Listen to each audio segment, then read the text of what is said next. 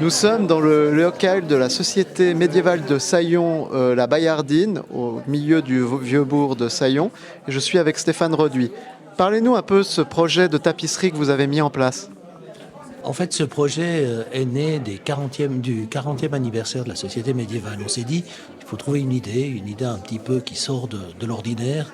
Et puis, on connaissait cette histoire d'Anselme de Saxon et de Guigone de Saillon. Et on s'est dit, elle est assez exceptionnelle, elle est peu connue, il faudrait peut-être la mettre en avant. Et la mettre en avant d'une manière inattendue, donc écrire un texte, d'accord, mais ensuite imaginer faire réaliser ce texte en passant sur un support, une toile de lin et une broderie dessinée, où l'idée c'est de vraiment amener les gens à faire un travail collectif. Au Moyen-Âge, pas tout le monde savait lire.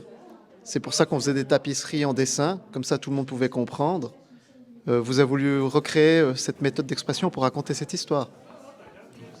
Oui, c'est juste. Effectivement, il fallait être visuel puisque les gens ne savaient pas lire. On a pris un modèle historique connu, c'est la tapisserie de Bayeux qui existe depuis, qui est une œuvre maîtresse du Moyen Âge, avec l'idée de faire la même chose. Ça veut dire de dessiner et de broder les choses. Parlez-nous un peu des étapes de réalisation de ce projet. De base, c'est un texte qui reprend en fait ce qu'on sait de l'histoire d'Anselme de Saxon, donc pas grand-chose, le fait qu'il a été décapité après avoir essayé de tuer l'évêque de Sion. L'histoire qui est plus littéraire, c'est deux textes du début du XXe siècle qui racontent comment Guigone, qui était fiancé d'Anselme, apprend la nouvelle, monte au sommet de la tour Bayard et se jette dans le vide, se suicide par amour. Donc ce qui est complètement magnifique, même si c'est dramatique évidemment. Et l'idée c'était de réécrire, comme on le faisait au Moyen-Âge, les trous de l'histoire, ce qu'on ne sait pas, d'en faire une histoire complète, donc de la jeunesse d'Anselme jusqu'à la mort des amants et à leur tombe commune.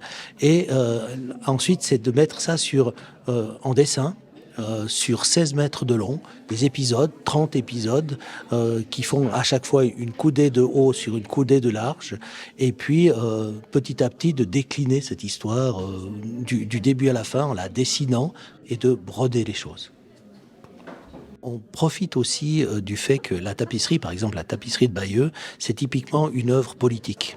Parce qu'à un moment donné, du côté de Bayeux, Guillaume le Conquérant devient roi d'Angleterre et son frère, qui est archevêque, commande cette tapisserie pour que soit, entre guillemets, tissée, plutôt brodée sur la toile, la grandeur de son frère. C'est une manière de le mettre définitivement sur le trône d'Angleterre par une œuvre.